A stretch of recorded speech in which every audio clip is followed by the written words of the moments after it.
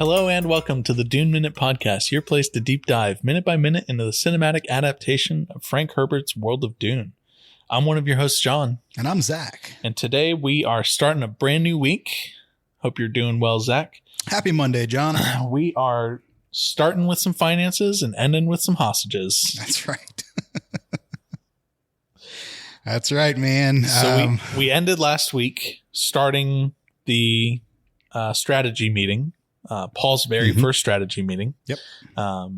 And Leto asked Thufir Hawat for an update on the operations, and Thufir had mentioned that he had found a copy of the Harkonnens' accounting books.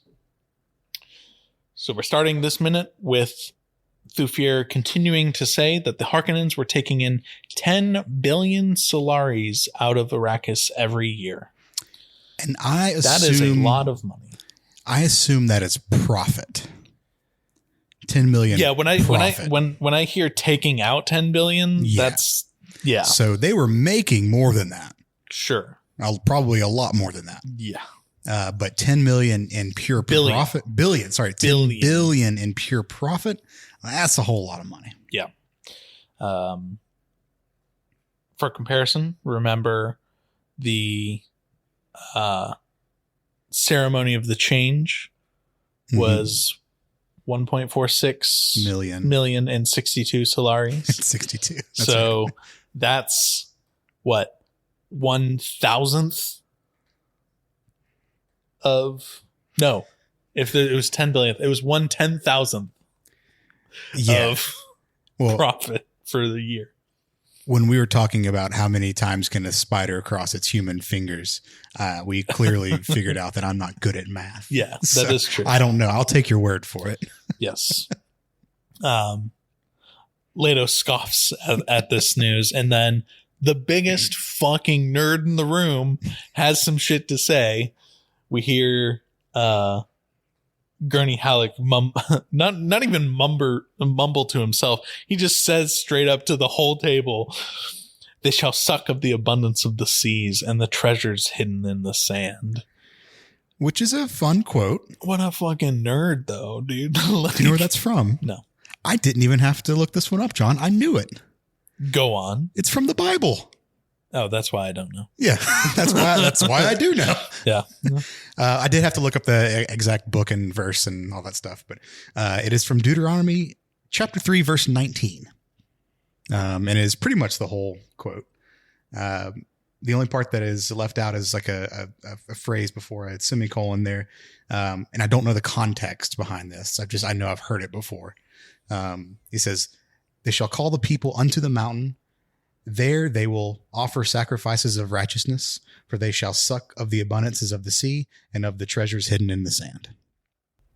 So, I mean, just a quote ripped straight from the Bible. So I guess that part still exists 30,000 years into the future. Guess so. So Gurney Halleck is a fucking nerd. A Bible nerd at that. A Bible nerd at that. It's good for him. You gotta know your scripture sometimes. Yep. Thufir Hawat continues. We won't see profits like that for a while. Not with the equipment they left us. Yep. And Leto asks, I think it was just a hard cut after that. No, someone asks, I don't remember who it is. How bad is it? Oh, Leto asks. Yes. Yeah. And then we get the hard cut to Thufir Hawat and his little umbrella. I love it.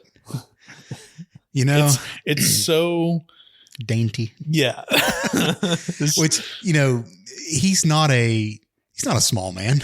No, but he's also like not a super rugged warrior type either. No. I just think it's so funny that like he's just got this little Japanese, paper umbrella, or Chinese paper umbrella. Yeah. Yeah. It's very, very fun. John, I was recently on a trip to the beach. Yep. We talked about this. Yeah. Which is, as a paleman, beach is not always my favorite place. I tend to burn easy. Yep. Straight to red.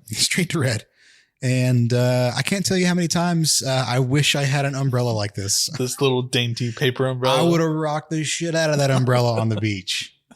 That would have been amazing. So props to him for proper skincare. And we could all take a lesson from Thufir Hawat right here. Yep. Yeah, because everyone else is just walking without any protection from the sun, and Arrakis is it's a little warm there. So the desert takes the weak.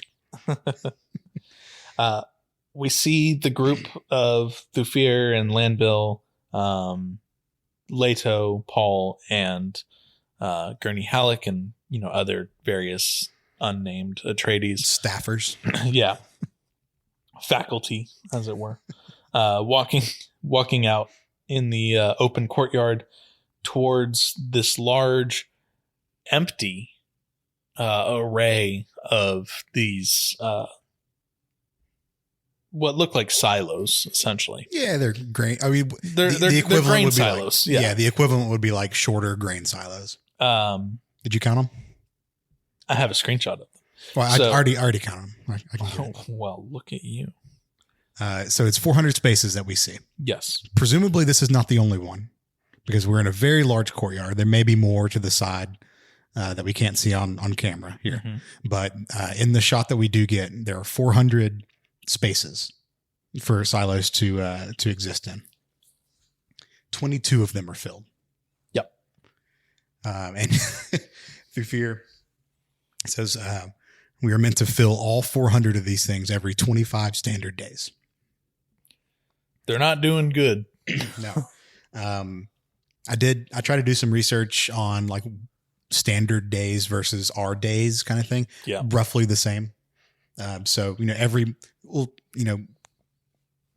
round it out to an even number. Every month, they're supposed to fill every single container and every single holster of these containers. And this is processed spice too. This isn't raw spice. This is presumably processed and harvested and everything. Well, I don't know. I thought differently when I was looking at this. That's a lot. That's a lot. If they were supposed to fill that every 25 days with like fully done processed spice, I don't know if that would necessarily constitute the rarest substance in the galaxy.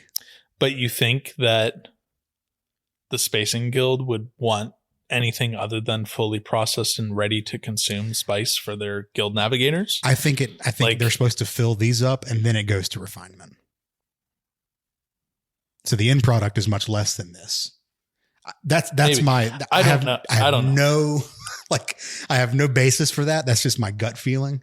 This is all headcanon right here. Yeah, I have not seen anything that is that points to one direction or the other.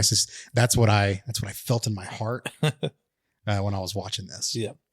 Clearly, though, the Harkonnens haven't left things in good condition. They've been sabotaged, or they've sabotaged all of the remaining infrastructure. Yeah. So Leto asks if there was any kind of arbitrator during this, and we are introduced in name only to Dr. Liet Kynes. Yep. Judge of the change appointed by the Emperor to oversee the transition. She's an imperial ecologist who had spent 20 years on Arrakis and is eccentric from what Thufir Hawat has been told. Oh, yeah.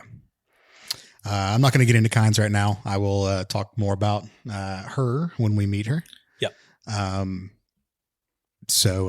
But definitely one of the more interesting characters in this movie. Yes. So excited that we're finally getting into her time is coming soon. Yes. Excited to formally meet her. But Leto says, I want to go out and see the spice fields. And Thufir Hawat's like, why? That's not smart.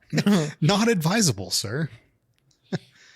And then he says, well, why don't we bring Kynes for some imperial protection? Wink, wink, nudge, nudge. Gurney is just like Gurney, he's like, oh, okay, I can get behind this little hostage situation. What you're doing there, buddy? And gives a little smile and wink at Paul. Yeah. That's where the minute ends, right there. Mm-hmm. It's right after he says, as imperial protection, right after Gurney smiles and says a hostage.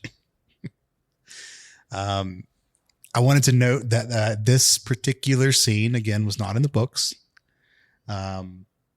They do have the mention of imperial protection, It's in a much more like boardroom style setting where they talk about this. But I think they did this scene in the movie. Basically, they didn't leave the strategy meeting. Pretty much, yeah. I think they did this scene to really illustrate how much of how much pressure that the Atreides are under, and really how kind of screwed their situation is. Yeah, with the equipment that they have. So, a very good visual representation of kind of the situation that they're in. I like it. I dig it. We get to see an umbrella through fear. That's always fun. I love his little umbrella. Best character in the minute, definitely the umbrella. Shout out. So yeah, that's any other notes on this one? I have nothing for this minute. Next minute we got some stuff to talk about. So come back tomorrow. We will be here. But if you want to reach out to us before then, you can do so. You can email us, duneminute@gmail.com. Find us on Twitter @DuneMinute or on Instagram @TheDuneMinute. That's right. All right, cool. Well, we'll see you back tomorrow on the Dune Minute Podcast.